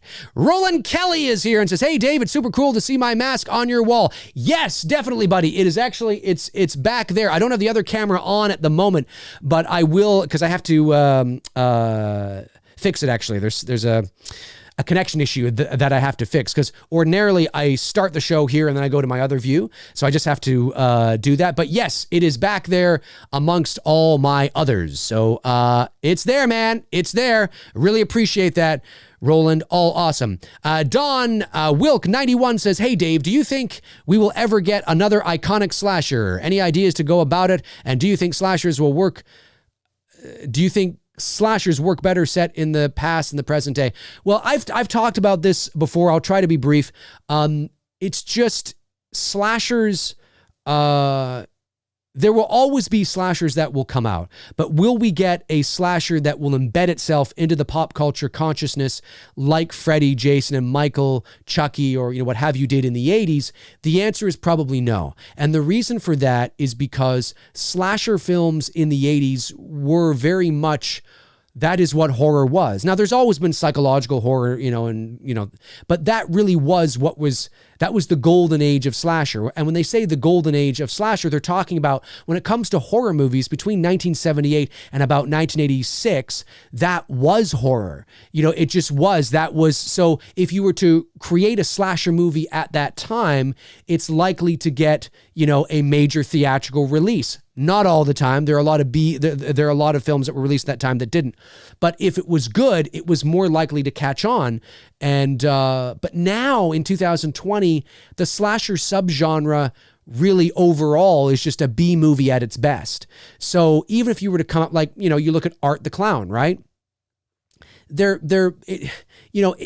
Art the Clown will never embed itself into the pop culture the way Freddy and Jason did because it's not coming out at a time when there's that opportunity for the slasher subgenre to be exploited that way. There's just too much going on. There's just too many other horror, what's mainstream right now is more your supernatural psychological horror. And slasher movies, really at the end of the day, unless it's Candyman, unless it's Halloween, Friday the 13th, Elm Street, something that is, one of the OGs that were very popular, if it's something new, it's not going to be released on 3,000 screens across the world or across North America or the world, I guess I should say, or whatever it is. It just won't. The slasher subgenre is sort of nestled comfortably into, what it is today, right? It's sort of just Hatchet and, Terrifier and, and I'm not saying those movies are bad. I'm just saying they don't have the footprint. They're not given the same opportunities as what the studios are sort of doing now with horror. Whereas back in the 80s, that was horror. So I will say no. And if we do, it'll be an evolution of the slasher subgenre. It'll be something that maybe we've never even thought about before. So I think that's important to remember. Matthew Mills says, Dave, will Perks be sent outside of North America for It's Me, Billy? Yes, definitely. But there will be a shipping cost on top of that, of course. That's standard. I mean, most Indiegogo campaigns, if you are shipping worldwide and you're not, I know that Never Hike Alone did it. Dylan's New Nightmare, of course. When you have viewers that are all over the world, there is a shipping cost, of course, but it's standard. It would be like ordering anything online. Obviously, you pay the cost of the thing, but then of course there's shipping, and that's we have to do that, because if we didn't do that, there would be thousands of dollars out of pocket, that would just be going towards shipping. You know what I mean? So we have to do that, but we are. It's not astronomical or anything like that. It's not like, it's, $100 in shipping. It's like, no. It's not like that. It's pretty standard as far as I can see with what we've been able to sort of curtail in that. But we have to do that. We'd be silly not to do it. So, but yes, definitely. We are going to be shipping. Most of my viewers, when I look at my analytics, about 78% of my viewers come from the US. So most of the donors to It's Me, Billy will be from the States.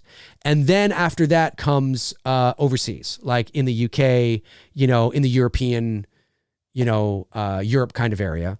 And then followed by Canada. Funny enough, even though I'm based in Canada, only about 3% of my viewers are from here. So, and then there's Canada. So, and then there's like the rest, the likelihood of somebody wanting to contribute to It's Me, Billy, who lives in like, I don't know, Myanmar or even China, or something like that is highly unlikely, but you never know. You never know where the funds are going to come from, right? So we will ship worldwide, but there will be, of course, a charge on top of that. But again, that's standard. I mean, that's just, we have to do that, or it'd be crazy not to. TMB says, thank you very much for the generous super chat, TMB. Says, great discussion earlier on TIFF, Dave. Question, what do you think the horror genre would have evolved into had Scream not come out in 1996? It had been said that Scream revitalized a genre. It did. Oh, it did.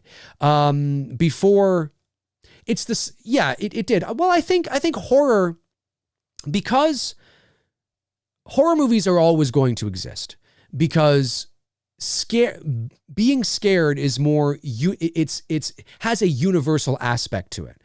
Right? We're all essentially afraid of the same things, whereas comedy doesn't necessarily translate to every market. What you find funny, I may not. What I might find funny, you may not. There's different types of there's slapstick humor, there's witty humor, there's British humor, as it's been coined, right? It's very different. But scary movies have more of a universal appeal. And so if Scream had not come out in 1996, where were we? We had Wes Craven's New Nightmare in 94, Halloween 6 in 95. I think there probably just would have been a longer wait. I think the horror genre just would have been, what it was up until we naturally fell into the supernatural side of things. I don't think without Scream, I Know What You Did Last Summer, I Still Know What You Did Last Summer, Urban Legend, I don't necessarily think without those movies there would not have been supernatural films. I still think that probably would have happened, because television really got that ball rolling with shows like Medium, Ghost Whisperer, Paranormal State, Ghost Hunters, things like that. Those television shows really sort of started the, hey, let's do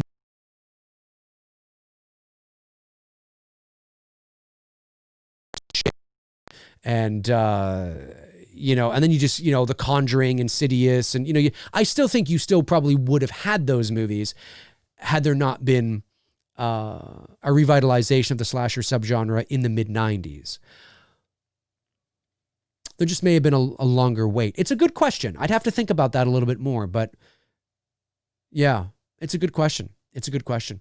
All right, folks. Hey, listen, that's going to do it for me on episode 72 of MCRAE Live. I want to thank my moderators, Jason Nike, Darren Sands, Tabitha Short, and Frank Riker for doing what you guys do. You know who you are. You guys are amazing, keeping me on my toes, keeping the chat room flowing, and that's just awesome, awesome, awesome stuff. I really appreciate it. Thank you to all of the super chats, of course, that came in.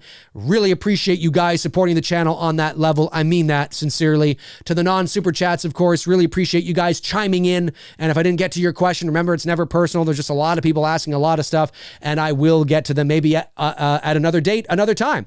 I will be back tomorrow morning at 11 o'clock a.m. Eastern Standard Time for episode 73 of MCRAE Live. So make sure you tune in to that. So that's it for me, folks. In the meantime and in between time, I will talk to you guys soon. Alrighty. Cheers.